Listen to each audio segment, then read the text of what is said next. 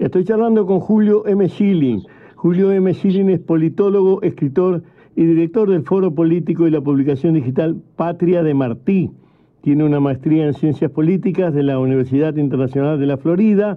Es miembro de la Asociación Norteamericana de Ciencias Políticas y de la Asociación Internacional de Ciencias Políticas. Tiene dos libros, Dictadura y sus paradigmas es uno, y el otro, la democratización en Cuba, ¿sería el nombre? Correcto, ese mismo. Bien. Te tengo tres preguntas para ti, Julio. La primera es, el siglo XX se caracterizó por muchos intentos de partido único, algunos con una entrada sangrienta en la sociedad, y algunos han durado hasta el siglo XXI. La dictadura en Cuba de partido único ha durado hasta el siglo XXI. Y me gustaría saber si esto es posible de trasladar, repetir, o en qué punto de su anquilosamiento está. Te escucho. Cómo no. Primero, es un placer, Bigote, estar contigo en tu programa y por la invitación. Mira, la dinámica, los procesos políticos siempre son dinámicos. O sea, el establecer un partido único, o sea, el monopartidismo, en efecto, a raíz del siglo XXI ha adquirido pues nuevas modos de exhibirse tras la caída del comunismo soviético. Lo vemos en Rusia, lo vemos en Nicaragua, en Venezuela. Muchos pueden argumentar que en cierto sentido, o sea, en Bolivia, por supuesto, y el modelo que se está buscando es un simulacro democrático. En otras palabras, que tienen partidos de oposición, pero es una oposición leal, porque realmente no pueden competir para el poder político. Ahora bien, en el caso de Cuba comunista, la razón de su éxito es que ha seguido ejerciendo por más de 63 años un terrorismo de Estado muy efectivo. Cuba en un momento era la cuarta potencia en inteligencia, en espionaje del mundo. Se ha mantenido activo, en el poder, utilizando recursos primero de la Unión Soviética, después de inversionistas extranjeros, después del petróleo venezolano, y desde hace más de 3 décadas en el narcotráfico y la utilización, por ejemplo, del neoesclavismo, arrendar médicos y enfermeros, expropiando básicamente el 92% de lo que ganan, cuestiones que violan preceptos laborales. Entonces, un mecanismo de terrorismo ejercido desde el poder político, muy sofisticado, en unión a una campaña en el exterior muy efectiva, tristemente. Por ejemplo, la noción de que son una potencia de salud y de medicina es una aberración total, porque la realidad es que Cuba comunista Cuba, lo que era la República de Cuba, en el año 58, que estaba en índices de medicina por encima de países como Francia, Gran Bretaña, Bélgica, si miramos la cantidad de médicos per cápita. Sin embargo, el castrocomunismo ha vendido una imagen totalmente errada, porque omite el análisis comparativo. En otras palabras, ¿dónde estaba Cuba en el año 58? Julio, comparado con otros países. Julio, sobre esto me interesa otra pregunta que viene derivada del mismo. Estamos peleando acá también en estos últimos años por un juego de igualar hacia abajo, y hay políticos argentinos que maldicen la meritocracia, cuando en todo el mundo es por orden de mérito que crecen las ciencias. Esto en Cuba derrapó, estuvo mal. No hay una meritocracia en Cuba.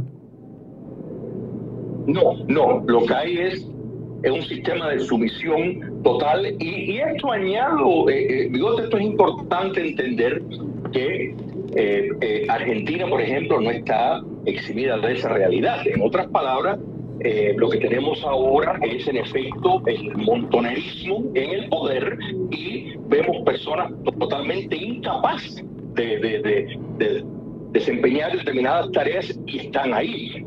¿Por qué? Entonces, eso, por supuesto, en Cuba se ha llevado a la perfección, pero es parte de un fenómeno en regímenes no solo dictatoriales, sino paradictatoriales, como es el caso de Argentina, que sirven están al servicio total y a la disposición del socialismo continental. Julio, la otra pregunta es de economía y de economía política.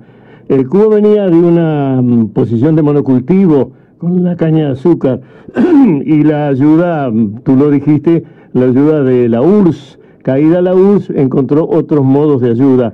¿Es posible que Cuba salga y se recupere para una economía, digámoslo así, de oferta y demanda, de mercado, de crecimiento de las capacidades individuales? Te escucho. ¿Cómo no?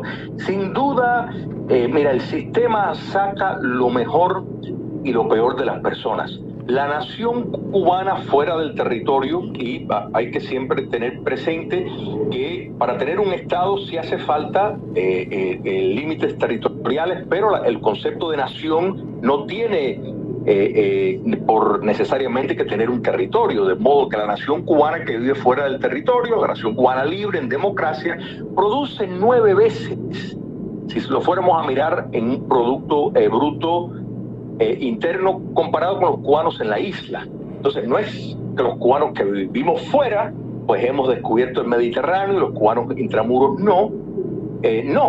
La diferencia es el sistema. Entonces, una vez cambiado el sistema, no gobierno, porque en Cuba no hay un gobierno, hay un régimen que sostiene un sistema ideológico, pese a que ya desde hace tiempo la noción del socialismo y su relación con la propiedad privada, entre comillas, y las relaciones de producción que de ahí sale, se reconfiguró. Miremos China, miremos Vietnam. Es más, recordemos Lenin en el año 21, cuando abrió las puertas a la inversión extranjera por necesidad de supervivencia. Entonces, sí, por supuesto que Cuba es perfectamente adaptable, su posición geográfica, sin lugar a duda, le va a favorecer, y las relaciones históricas entre los pueblos, los Estados Unidos y Cuba, son extraordinarias. Cuba, antes, incluso cuando era una colonia de España todavía,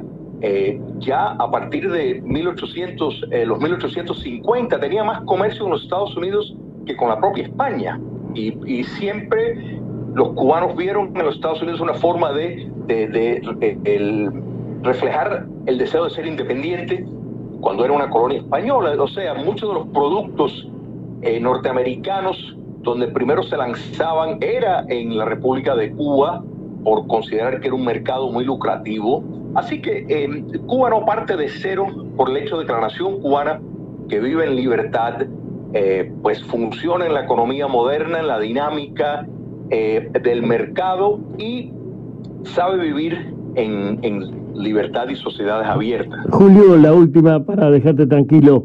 La iconografía habla de Fidel y del Che, y Rosario es una ciudad en donde hay todavía una especie de añoranza de ese hombre que nació acá, pero que no tuvo ninguna relación después ni con la ciudad, y con Argentina muy poca. ¿Qué hay hoy, siglo XXI, año 2022, de aquellos dos que sobre fines del 59, sobre el 60, como si fueran parte del 60 que tanto quebró el mundo? ¿Qué hay hoy de esos dos sujetos en la memoria tuya, en la memoria de Cuba? ¿Qué es lo que hay? La realidad es que Ernesto Che Guevara es como el Mickey Mouse del socialismo. O sea, ha sido utilizado por una foto que quedó más o menos que quedó más o menos bien, y el comunismo internacional, particularmente dirigido desde La Habana, pues le ha sacado mucha lasca a eso. De hecho, es que Ernesto Che Guevara fue un asesino vil, demostró esa capacidad de asesino en las Naciones Unidas en el año 64 en un discurso que dijo que mataban, fusilaban y que iban a seguir fusilando porque era realmente un marxista dedicado, y la lucha de clases obliga el asesinato si es necesario, y eso fue lo que se llevó a cabo. Hay dudas de que si se graduó o no de médico, en fin, fue un individuo de la alta clase, de la media clase alta, que fue costeado sus aventuras, encontró en Cuba y después en el comunismo cubano un espacio, hasta que entró en diferencias con Fidel Castro en cuanto al curso de tomar, si el chino o el ruso, y fue básicamente embarcado en Bolivia, porque el fracaso colosal de Ernesto Guevara demostró su poca capacidad, ni siquiera como un guerrillero, no se ve ni hablar, y esto en África ocurrió exactamente lo mismo, no entendía las dialécticas, y fue un país, en el caso de Bolivia, donde lo que sobraba era la tierra para el que la quisiera tener por la reforma agraria que habían pasado, de manera que cuando llegaba y hablaba de que hay que propagar la tierra para repartirla, los bolivianos se miraban y dijeron, ¿pero qué dice este europeo blanco? Julio, para cerrar, tu tono, tu timbre y los modismos son los de un latino caribeño. Te fuiste a los 6 años, ¿tenés añoranza, tenés latidos cubanos en tu corazón? Por supuesto que sí. Quiero que sepas, estimado Bigota, yo llegué al exilio con 6 años de edad, con mis padres, y nunca dejé de vivir en Cuba. En otras palabras, viviendo en diferentes partes de los Estados Unidos, sin embargo, dentro de la nación cubana, y espero regresar a ella cuando diga la dictadura castrocomunista. Julio, como corresponde, te agradezco muchísimo esta libertad tuya para charlar conmigo y la mía para preguntarte lo que se me antojó. Besos en la frente, cuídate. Como nos queda a tu disposición, y un gran abrazo, estimado Bigota Costa. Julio Schilling charlando con nosotros. Vive ahora en Miami, antes estuvo en España, como dijo, después de Union City, New York, y después ambas ciudades en New Jersey, y después en Miami. Es politólogo, escritor y profesor. Lo que dijo es su opinión, y como tal, es él el que debe sostenerla y uno el que debe respetarla solamente.